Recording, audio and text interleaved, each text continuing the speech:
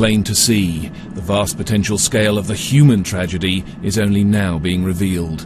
This is Tacloban, which bore the full force of the typhoon. It is a city in ruins. Thousands may have died here and in the surrounding region. The president has come to see for himself the destruction and the relief efforts. He knows his is a country that's no stranger to natural disasters, but not like this. We are addressing first the needs of those who are still living, especially those who are injured, the need for food and the need for water.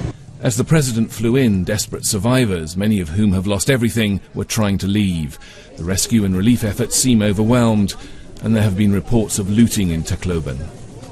As relief workers battle to reach still isolated, ravaged communities on the nearby island of Samar, the survivors are struggling to cope as they pick through the wreckage of their lives, and they're also counting the human cost.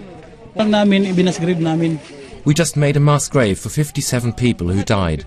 That number is going to increase because we have not been able to talk to the other towns because there's no means of transport. And there are seemingly endless stories of loss. I was able to go to the factory to seek refuge. I spoke to my husband earlier that day. I had faith he would make it, but maybe he's lost the will to live. There was no time.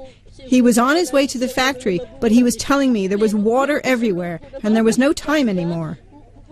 More than the ferocious winds, it was perhaps the flood surge caused by the typhoon, which many liken to a tsunami, which has accounted for most lives.